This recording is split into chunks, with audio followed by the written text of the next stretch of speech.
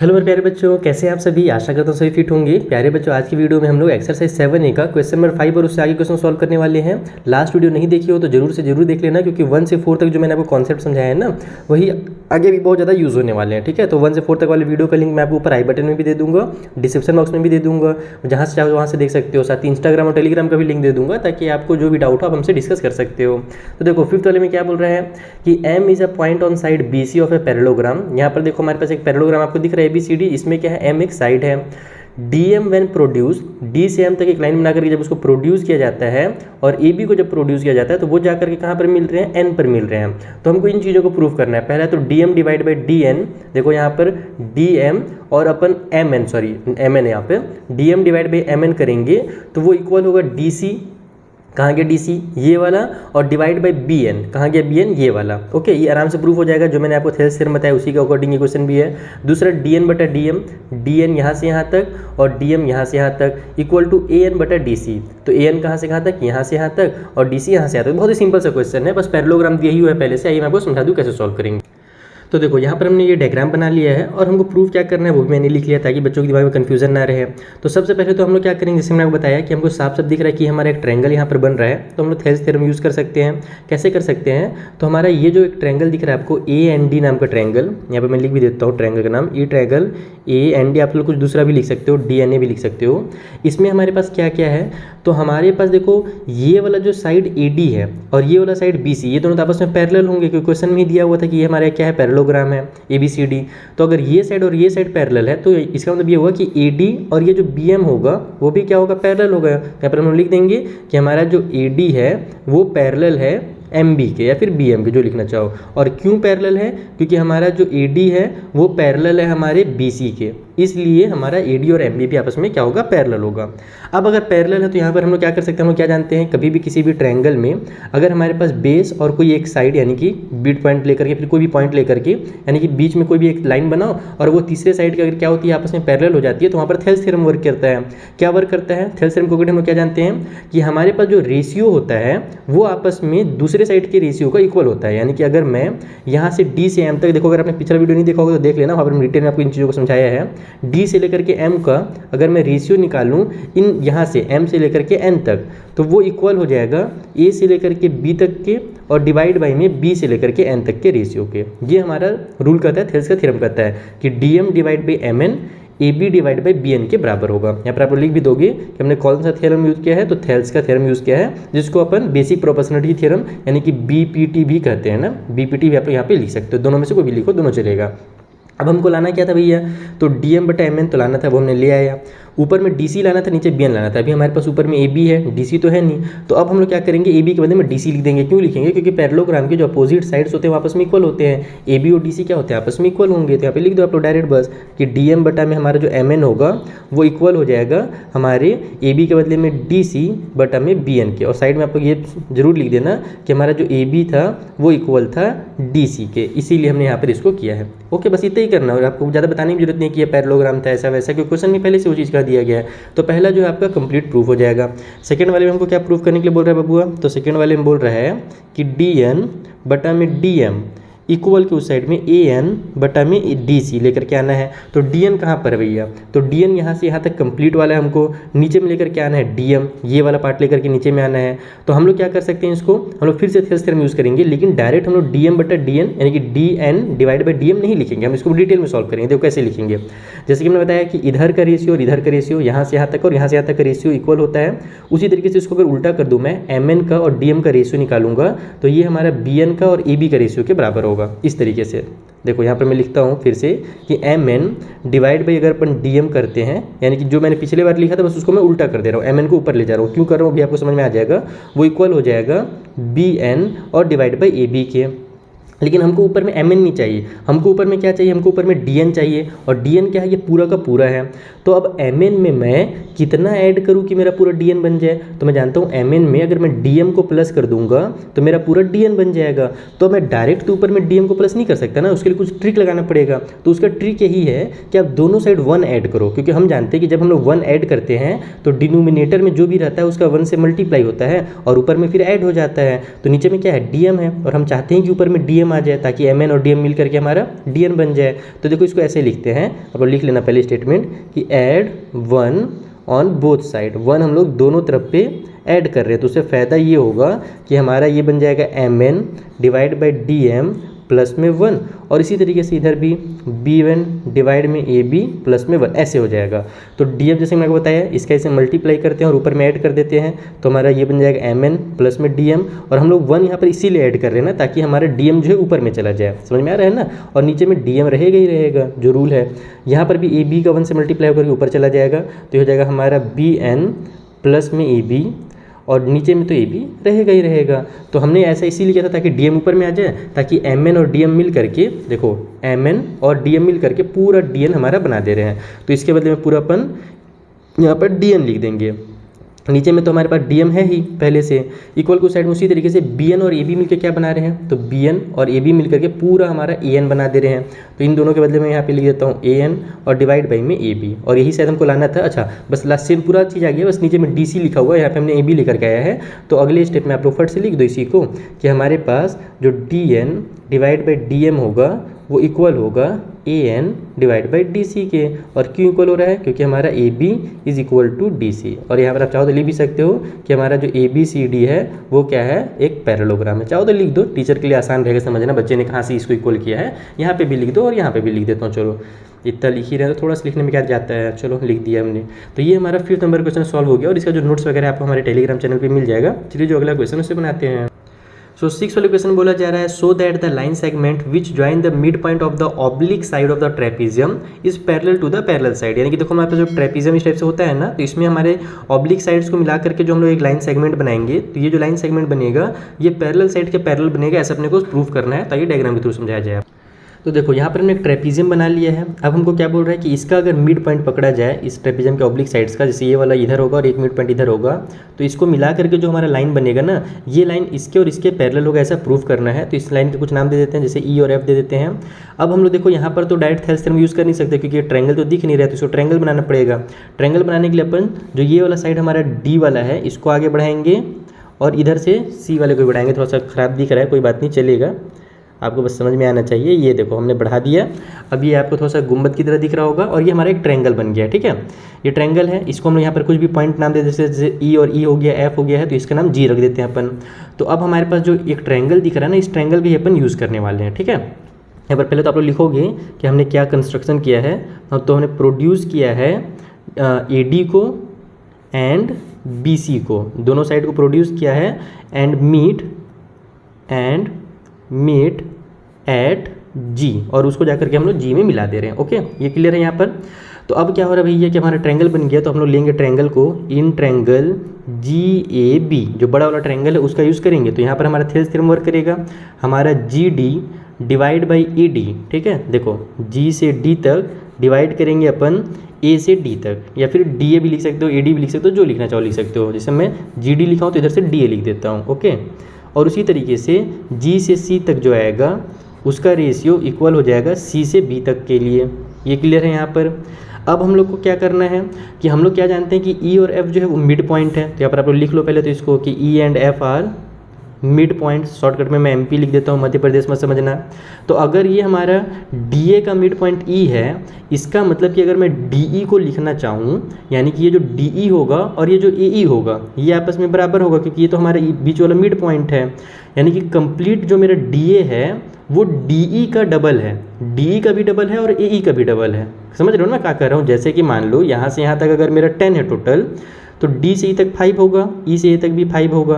तो अपन A D को क्या लिख सकते हैं, अगर डी ई से मुझे रिलेट करना हो तो मैं डी ई का डबल लिख सकता हूँ, यानी कि 2D लिख सकता हूँ, क्योंकि जो ए डी मेरा 10 है टोटल वो डी ई का 5 × 2 होगा। Is that clear. तो मैं डी ए के बदले में ना डी ई वर्ड यूज़ करने वाला हूँ यहाँ पर। देखो मैं ऐसे लिखूँगा कि मेरा ये जी डी डिवाइड बाई में 2DE हो जाएगा, किसके बदले में भैया, DA के बदले में। और उसी तरीके से हमारा इस साइड भी सेम चीज़ होगा, GC डिवाइड बाई जो CB है, ये बड़ा सा CB, उसमें ये CF को वर्ड यूज़ करूँगा, क्योंकि CF भी जो है ये हमारा डबल हो जाएगा CB के, तो यहाँ पर यानी कि CB जो डबल है CF के, तो यहाँ पर लिखेंगे हम लोग 2CF इस तरीके से। यहाँ से 2 से 2 कैंसिल कर लो डायरेक्ट, क्या कि हम जानते हैं इस 2 के इधर मैं भेजूंगा तो यहाँ डिवाइड में इधर जाकर के मल्टीप्लाई में होगा, फिर कट पिट करेंगे तो उतना टाइम वेस्ट क्यों करना, डायरेक्ट कट कर दो।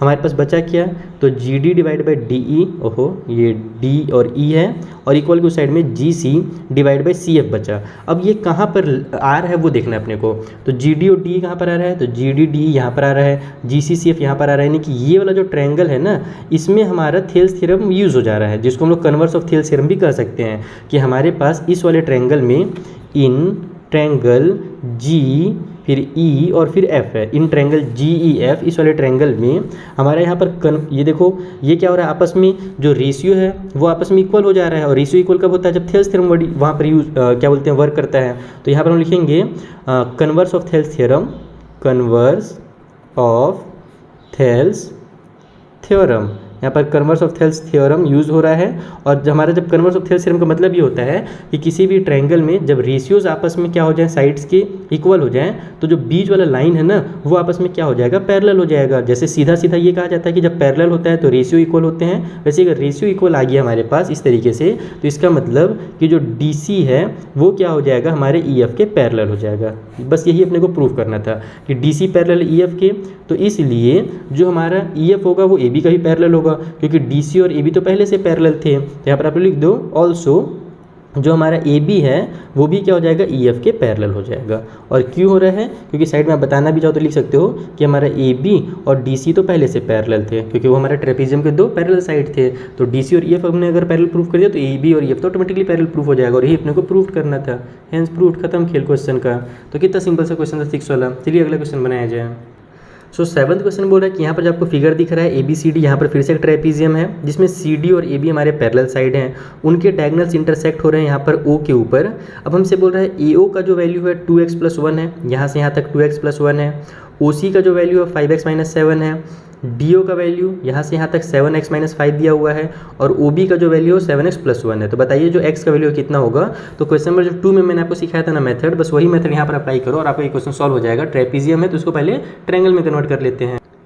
तो देखो यहाँ पर हमने सारी चीज़ें लिख ली हैं जो हमको दिया हुआ था। और सबसे अच्छी बात यह है कि यहाँ पर जो कि हमारे पास ये ट्रेपेजियम पहले से दिया हुआ है, तो जहाँ पर भी ट्रेपेजियम इंटरसेक्ट करेगा तो इसके जो डायगोनल्स होंगे ना वो ऑटोमेटिकली इक्वल रेशियो में डिवाइड हो जाते हैं। इसका मतलब ये हुआ कि हमारा जो AO होगा डिवाइड बाई OC, AO और OC को हम लोग अगर रेशियो निकालेंगे तो वो इक्वल होगा BO और OD के, यानी कि BO डिवाइड बाई OD के, ये बराबर होगा, ये ऑटोमेटिकली हो जाएगा। इसमें आपको ट्रायंगल वगैरह थेल्स थ्योरम का यूज़ करने की जरूरत भी नहीं है। बस आप यहाँ पर वैल्यूज़ को पुट कीजिए और आंसर आपका रेडी है। चलिए बुक से देख देख के सभी वैल्यूज़ को लिख लेता हूँ। तो AO का वैल्यू हमको दिया हुआ है 2x + 1 डिवाइड बाई में OC का वैल्यू दिया हुआ है 5x - 7।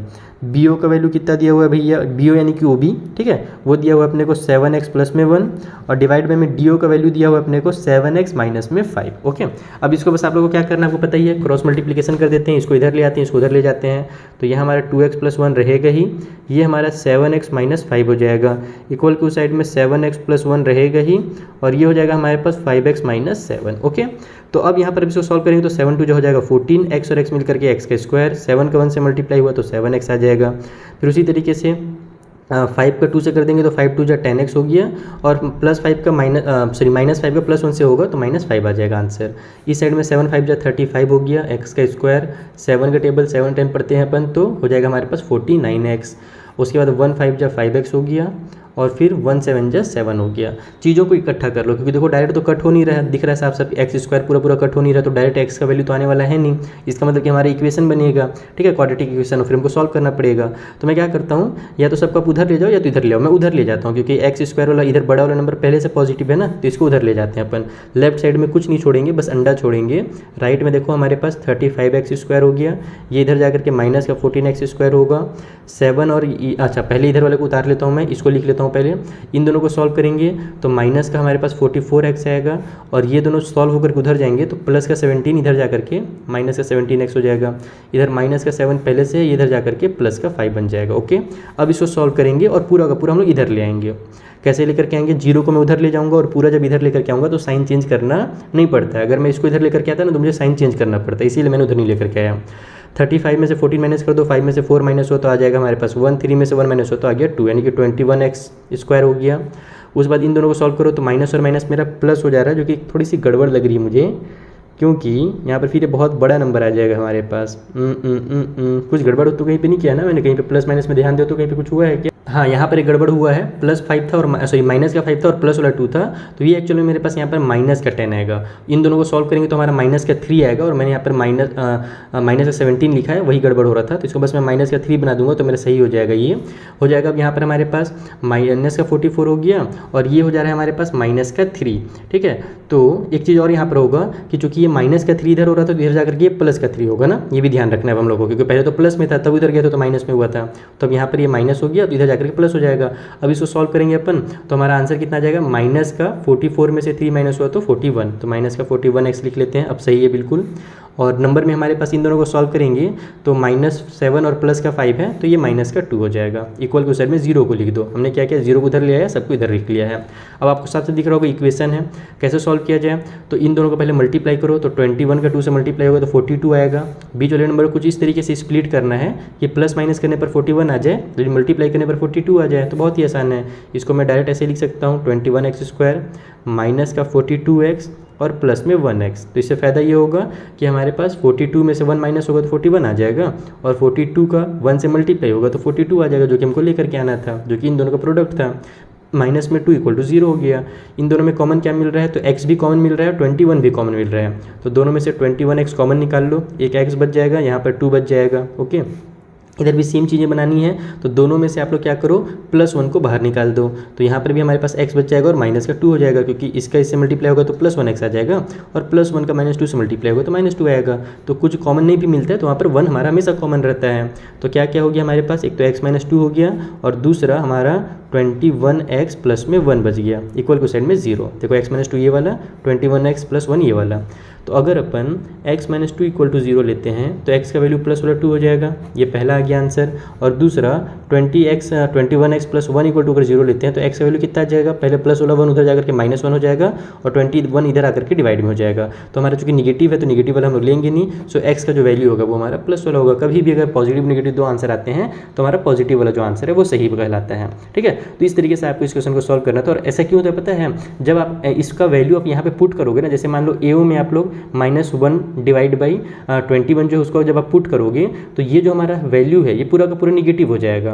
और हम लोग क्या जानते हैं कि कभी भी जो लेंथ होता है वो निगेटिव हो ही नहीं सकता। जब इसको नापोगे आप लोग तो -1 कभी आएगा क्या, हो ही नहीं सकता, या तो +1 आएगा, +2 आएगा, +3 आएगा, निगेटिव में लेंथ नहीं आता है, इसीलिए हम लोग प्लस वाला वैल्यू को लेते हैं। तो ये हो गया हमारा 7th वाला क्वेश्चन। थोड़ी सी गलती हुई थी उसके लिए सॉरी। चलिए जो अगला क्वेश्चन उसे बनाते हैं एकदम अच्छे से। तो देखो 8th वाले में हमसे बोला जा रहा है एक ट्रायंगल ABC है, M और N जो है वो पॉइंट्स हैं AB और AC के पास, यानी कि इधर और इधर हमारे M और N पॉइंट्स हैं, सच दैट BM = CN। और उसमें हम लोग जब BM और CN को मिला रहे हैं तो वो आपस में इक्वल हो जा रहे हैं। हमको प्रूव करना है कि एंगल B होगा एंगल C के इक्वल, और देन सो दैट इसके बाद ये भी शो करना है कि MN और BC जो है वो आपस में पैरेलल हैं। तो पहले तो अपन डायग्राम के थ्रू इसको समझते हैं कि कौन सी चीज़ें कहाँ पर बन रही हैं। तो देखो यहाँ पर मैंने डायग्राम बना लिया है। एक्चुअल में हमसे कहा यह गया है कि एंगल B और एंगल C अगर इक्वल हैं तो आपको MN को BC के आपस में पैरेलल प्रूव करना है, यानी कि B और C को हम लोग को पहले से इक्वल दे दिया, गिवन है ना, हमको केवल यही प्रूव करना है कि MN और BC आपस में क्या हो, पैरेलल हो। कैसे प्रूव करेंगे, कहाँ से स्टार्ट किया जाए, चलो सबसे पहले तो देखो अगर मुझे ये लाइन को और ये लाइन को पैरेलल प्रूव करना है तो मुझे क्या करना पड़ेगा, ये एंगल और ये एंगल को या तो आपस में इक्वल करना पड़ेगा या फिर इस एंगल और इस एंगल को, क्योंकि हम लोग क्या जानते हैं कभी भी दो लाइन अगर पैरेलल हो उसको एक ट्रांसवर्सल अगर कट करें तो जो हमारे करस्पॉन्डिंग एंगल्स होते हैं, यानी कि सेम जगह पर ऊपर ऊपर में अगर बने हुए हैं तो यहाँ पर इसको करस्पॉन्डिंग एंगल बोला जाता है। और करस्पॉन्डिंग एंगल्स अगर आपस में इक्वल हैं तो दोनों लाइन आपस में ऑटोमेटिकली पैरेलल कहलाते हैं। तो बस मुझे ये दोनों एंगल्स को आपस में इक्वल प्रूव करना है, फिर ये दोनों जिसको भी आप करना चाहो, जिससे आपको ज़्यादा प्यार है, अगर B से प्यार है तो B को कर दो, C से प्यार है तो C और N को इक्वल प्रूव कर दो। तो अब अपन कैसे किया रहे हैं इसको इक्वल भैया, तो सबसे पहले अपन स्टार्ट करते हैं कि हमारे पास जो हमारा जो एंगल बी और एंगल सी आपस में इक्वल क्वेश्चन में गिवन है, इसका मतलब कि जो साइड हमारा ए बी होगा वो इक्वल हो जाएगा हमारे दूसरे वाले साइड ए सी के, क्योंकि हम लोग जानते हैं कि जो अपोजिट साइड होता है वो क्या होता है, are equal, are opposite sides are equal of equal angles. ठीक है, अगर हमारे पास इक्वल एंगल्स दिए हुए हैं तो उसके अपोजिट में जो साइड्स होंगे वो इक्वल होंगे। बेसिक सा रूल है आइसोस्केलेटल ट्रायंगल का। ए बी इक्वल टू ए सी हो गया हमारे पास। अब अपन क्या करते हैं, ये जो हमारा कंप्लीट ए बी है इसमें से मैं इस बी एम को माइनस कर देता हूँ। ठीक है, या फिर दोनों साइड से आप लोग क्या करो, बी एम को माइनस करो। तो यहाँ पर मैं लिखता हूँ ए बी माइनस में बी एम। अब इससे होगा क्या, मुझे क्या करना है ना, मुझे इस ट्रायंगल तक पहुँचना है। तो ए बी में से मैं बी एम माइनस करूँगा तो इधर भी मुझे माइनस करना पड़ेगा, ए सी से भी बी एम माइनस करना पड़ेगा। और हम क्या जानते हैं कि जैसे हमारा ये साइड इक्वल है, ए बी और ए सी इक्वल है, तो उसी तरीके से मेरा बी एम और सी एन भी आपस में क्या होगा, इक्वल होगा। तो यहाँ पर मैं A B minus B M इधर रहने देता हूँ, इधर मैं क्या करता हूँ ए सी माइनस इस बी एम के बदले में मैं सी एन लिख देता हूँ। ओके, और साइड में लिख भी दूंगा मैं कि हमने ऐसे इसलिए किया क्योंकि बी एम और सी एन जो है हमारे आपस में इक्वल हैं। तो अब ए बी में से अगर बी एम माइनस करूँगा मैं तो ए एम आ जाएगा, आपको डायग्राम में दिख ही रहा होगा। ए बी में से बी एम माइनस करने पर ए एम आ रहा है, उसी तरीके से ए सी में से सी एन माइनस करने पर हमारा इस साइड में ए एन आ जा रहा है। तो इक्वल के उस साइड में आप लोग ए एन लिख दो। ये तक क्लियर है, ये यहाँ पर हम लोगों को समझ में आ गया। अब हमारे पास अगर दो साइड्स इक्वल हो गया, अब हम लोग अगर इस ट्रायंगल में देखें ए एम एन में ये वाला साइड और ये साइड इक्वल है, इसका मतलब कि ये और ये एंगल भी आपस में इक्वल होंगे। तो अब यहाँ पर मैं लिखूँगा in triangle A M N, हमारा ए एम एन में ए एम जो था उसको हमने इक्वल कर दिया ए एन के, यानी दो साइड्स को इक्वल कर दिया। तो उसके अपोजिट में जो एंगल एम बन रहा है और एन बन रहा है वो भी क्या होंगे, आपस में इक्वल होंगे। ओके, आप लोग चाहो तो एम और एन का कुछ नाम भी रख सकते हो इस वाले एंगल का नाम, क्योंकि अच्छा नहीं चलो कोई दिक्कत नहीं, एम और एन ही रहने दो, कोई दिक्कत नहीं होगा उससे। तो हमने यहाँ पर इन दोनों का आपस में इक्वल प्रूफ कर दिया, हमारा एम और एन। इसको अब आप इस तरीके से बक्से में क्लोज कर दो, चीज़ों को बॉक्स में क्लोज करते जाओगे, टीचर को चेक करने में आसानी। अब हम लोग क्या ऐसा कर सकते हैं कि ये और ये एंगल आपस में इक्वल प्रूफ हो जाए, तो हम लोग इन दोनों को रिलेशन जोड़ने के लिए हम लोग पूरे ट्रायंगल का यूज़ करने वाले हैं। कैसे यूज़ करेंगे, तो हमारा इस ट्रायंगल के अंदर ए एम एन के अंदर हमारा जो एंगल ए है उसमें अगर अपन एंगल एम को प्लस करें और एंगल एन को प्लस करें तो ये तीनों का जो सम होगा 180 डिग्री होगा। और ये किस रूल से हम लोग कर रहे हैं, तो हम लोग angle sum property of triangle use कर रहे हैं। यहाँ पर बस शॉर्टकट में आप लोग एंगल सम प्रॉपर्टी लिख दो, इतना क्लियर हो जाएगा, टीचर को समझ में आ जाएगा बच्चे ने एंगल सम प्रॉपर्टी यूज़ किया है। एंड इसको आप इक्वेशन नंबर 1 भी दे सकते हो नाम। और इन ट्रायंगल ए बी सी, जो हमारा बड़ा वाला ट्रायंगल ए बी सी है उसमें angle A plus angle B और प्लस में एंगल सी इक्वल टू क्या हो जाएगा, ये भी 180 डिग्री हो जाएगा। और यहाँ पर भी हम लोग सेम वही एंगल सम प्रॉपर्टी यूज़ कर रहे हैं। इसको आप इक्वेशन नंबर 2 नाम दे दो। तो देखो दोनों का जो सम है 180 आ रहा है, राइट वाला अगर हमारा इक्वल है तो लेफ्ट में जो होगा वो भी आपस में इक्वल हो जाएगा। तो यहाँ पर हम लिखेंगे फ्रॉम इक्वेशन नंबर 1 एंड 2, हमारा 1 और 2 से ये क्लियर होता है कि हमारा angle A plus angle M और प्लस में एंगल हमारा जो एन है वो इक्वल हो जाएगा हमारे angle A plus angle B और प्लस एंगल सी के। ए से पहले ए को उड़ा दो, इसका ज़रूरत है ही नहीं हमको। अब बचा एम और एन, हमने क्या देखा है, एम और एन आपस में इक्वल है, साथ ही साथ बी और सी भी हमको क्वेश्चन में ही इक्वल दिया हुआ था। यहाँ पर साहब शुरू में बताया था बी और सी इक्वल है। तो मैं क्या करता हूँ, एन के बदले में एम लिख देता हूँ। यहाँ पर देखो एंगल एम प्लस में एंगल एम इक्वल के उस साइड में एंगल बी और सी के बदले में भी एंगल बी कर देता हूँ। तो यहाँ हो जाएगा हमारा 2 एंगल एम इक्वल के उस साइड में 2 एंगल बी, 2 से 2 को भी उड़ा दो आपस में, तो हमारा angle M equal to angle B आ गया। तो हम लोग इसको बस यही तो हमको लेकर के आना था। हम लोग लिखेंगे angle M and angle B are corresponding angles, ये क्या आपस में करस्पॉन्डिंग एंगल्स हैं एंड ऑल्सो इक्वल, और क्या है हमारे इक्वल भी आ रहे हैं। और करस्पॉन्डिंग एंगल अगर इक्वल है इसका मतलब इसलिए हमारा जो एम एन लाइन बन रहा होगा वो क्या होगा, पैरेलल हो जाएगा बी सी के। बस हो गया हमारा प्रूफ, यही तो हमको करना था, खेल खत्म इस क्वेश्चन का भी। तो इस तरीके से आपको क्वेश्चन नंबर 8 कंप्लीट करना था। आई होप ये भी क्लियर हो गया होगा आपके माइंड में अच्छे से। चलिए एक लास्ट क्वेश्चन 9th नंबर वाला इसी वीडियो में कर लेते हैं, उसके बाद जो क्वेश्चन बच जाएंगे ना उसको हम लोग नेक्स्ट वीडियो में करेंगे। और हमेशा की तरह आपको पता ही है नेक्स्ट वीडियो का लिंक आपको डिस्क्रिप्शन बॉक्स में मिल जाएगा। सो 9th क्वेश्चन बोला जा रहा है कि ट्रायंगल ए बी सी है। ये देखो हमारे पास ए बी, अरे नहीं इधर नहीं है, ए बी सी ये वाला ट्रायंगल है। उसके बाद एक डी बी सी नाम का भी है, डी बी सी इधर से भी ट्रायंगल बन रहा है on the same side of B C, और ये दोनों जो हैं बी सी के सेम साइड हैं as so in the given. यहाँ पर जो आपको फिगर दिख रहा है उसमें देखो बी सी के सेम साइड में इधर ये भी है और ये भी इसी साइड है, दोनों यानी कि ऊपर साइड में बी सी के। Okay, from A point P, यानी कि एक पॉइंट पी से हम लोग ने क्या किया है, on B C, in B C के ऊपर जो पॉइंट पी है, हमने एक लाइन बनाया है पी क्यू। ये देखो पी क्यू लाइन बना हुआ है और ये जो पी क्यू लाइन है वो पैरेलल है ए बी का, इस वाले साइड का पैरेलल है। उसके बाद बोला जा रहा है कि जो पी आर है वो पैरेलल है बी डी के, तो पी आर ये रहा और ये पैरेलल किसके है भैया, बी डी के, यानी कि इस वाले लाइन के पैरेलल है। अब meeting A C at Q and C D at R, और ये जो है ए सी पे क्यू पे मिल रहे हैं, देखो ए सी ये रहा, इसमें ये क्यू पे मिल रहे हैं, और सी डी जो हमारे पास है, कहाँ गया सी डी, ये वाला लाइन, इसमें ये आर पे मिल रहे हैं। प्रूव दैट क्यू आर और ए डी आपस में पैरेलल है। तो क्यू आर ये वाला और ए डी कौन सा लाइन होगा भैया, तो एक सेकेंड, ए डी इधर वाला, हाँ ये रहा ए डी और ये रहा क्यू आर, ये दोनों पैरेलल आपको दिख रहे हैं साफ साफ, और इनको ही अपने को आपस में पैरेलल प्रूव करना है। तो भले आपको दिख रहा होगा कि बहुत ही कॉम्प्लिकेटेड डायग्राम बनाया हुआ है, लेकिन देखना एकदम बेसिक सा थ्योरम यहाँ पर हम लोग यूज़ करेंगे और इसके तुरंत एकदम हम लोग पैरेलल प्रूव करेंगे। आइए कॉपी में समझाता हूँ कैसे। तो यहाँ पर हमने एक रफली डायग्राम बनाने की कोशिश की है। सबसे पहले अपन क्या करेंगे, ये जो हमारा ट्रायंगल बड़ा बड़ा जो दिया हुआ था ना, साफ साफ जो ट्रायंगल दिया हुआ उसका यूज़ करेंगे। तो मैं लिखता हूँ इन ट्रायंगल, पहले वाला ट्रायंगल का क्वेश्चन में क्या नाम दिया हुआ था भैया, वही नाम लिख देता हूँ मैं। तो इसमें ए बी सी नाम दिया हुआ था ना, तो हम लोग ए बी सी जो ट्रायंगल है इसका यूज़ करते हैं। Okay, A B C.